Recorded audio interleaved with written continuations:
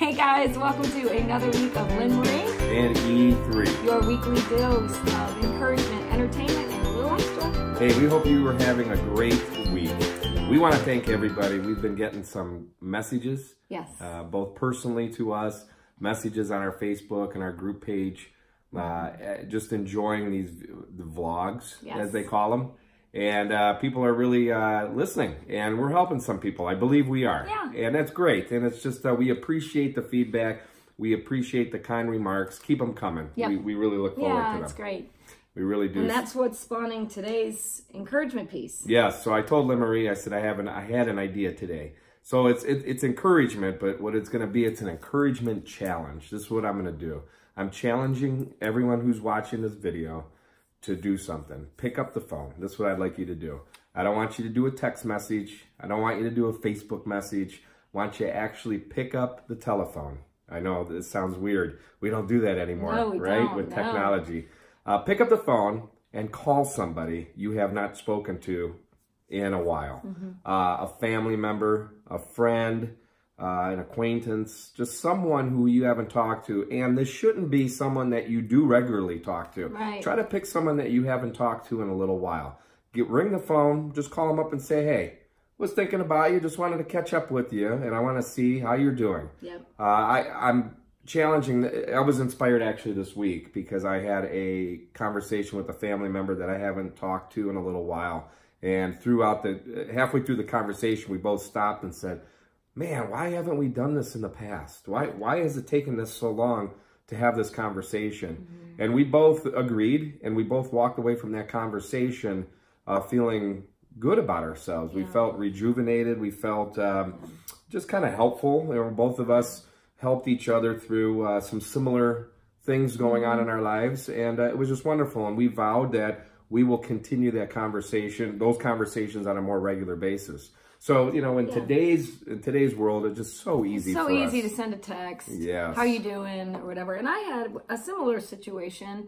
In fact, we had friends that just left our house that I'm reconnected with an old college friend because I reached out, and it had been years. And it turned out that she had moved to Menor, Ohio, where I was from. And long story short, now our friendship is rekindled because I reached out and picked up the phone. My favorite writer, Anne Lamott, she says, sometimes you have to pick up the 300-pound phone, just a metaphor for sometimes it's hard to do.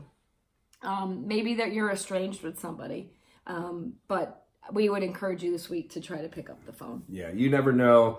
That person on the other line, you may not know that there's something going on, that you're going to catch them. It's going to be an intervention, or God's intervening, and will draw you to pick up or call somebody who really needs that call. They may not even say it in the conversation, but they may get off that phone and go, wow, I just changed my whole outlook or perception or perspective on life right now, and it's helping me out. I think it does two things.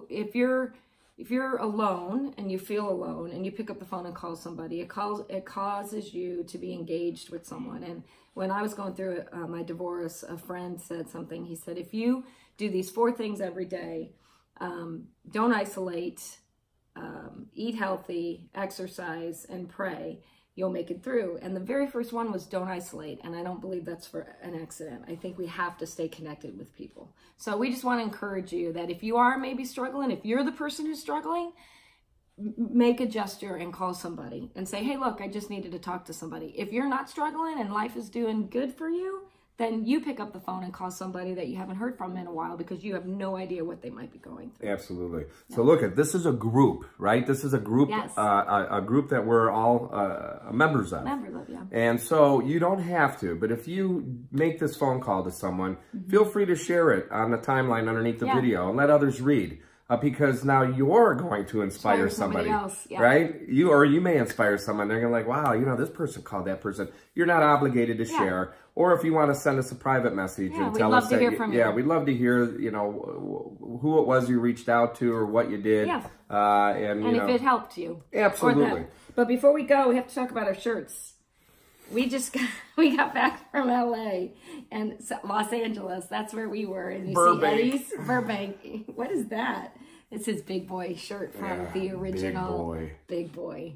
which is a weakness of ours. Here's another challenge for y'all. Let your friends know again. We want to continue to grow the group. We have a lot of great news, encouragement, entertainment, and extras coming your way this year. A lot of great fun stuff. We're going to start including some other people in our segments here. You never know who it's going to be. So please tell your friends, tell family, tell anybody. Yeah, join the group. Join the group, LME3 and E3. And let's all... We don't bite. Let's all inspire one another. That's right. Right? Let's just all inspire one another. Absolutely. Have a good week. I love you. I love you. Hey, we're standing outside the artist entrance at the Grand Ole Opry. These are my friends, Tracy and Suzanne. We're taking them to see the Opry tonight. So this is an impromptu night. We brought some friends backstage here to see the Grand Ole Opry, how it works behind the scenes, and the dressing rooms and everything else. So we figured, you know what, we'll give this to you for the entertainment piece for this week. So we're going to just show you around what it looks like backstage at the Grand Ole Opry.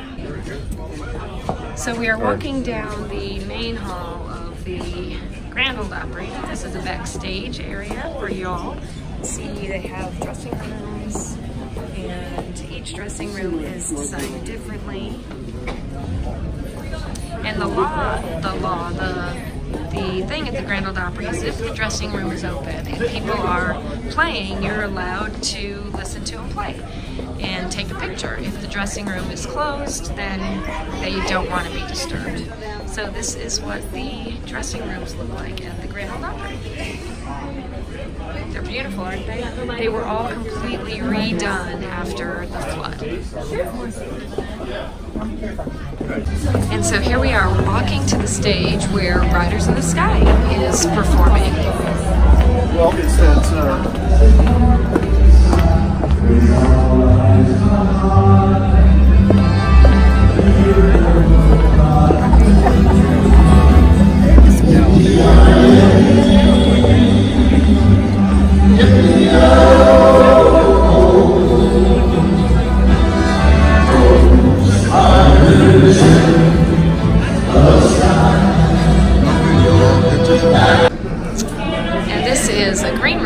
everybody sits. All the guests that come of the show get to sit and have a cup of coffee and wait for the next guest.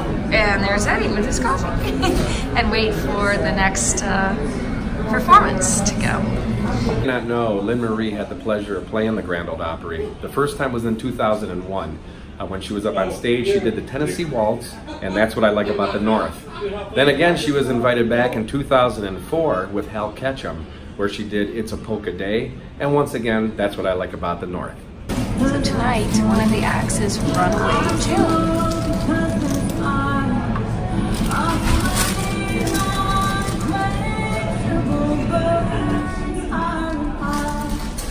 Backstage at the Grand Ole Opry, you get to run into all the different stars that are performing. Tonight I met Jada Dreyer. She was just recently featured on the TV show Real Country, up-and-coming artist. Very sweet girl. It was really nice to meet her. One of the best things about being backstage at the Opry is we get to eat popcorn. Oh wait, you want to try? Let's see. I'll try again.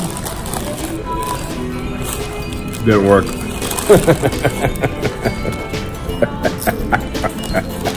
We hope you're entertained by that. It's now all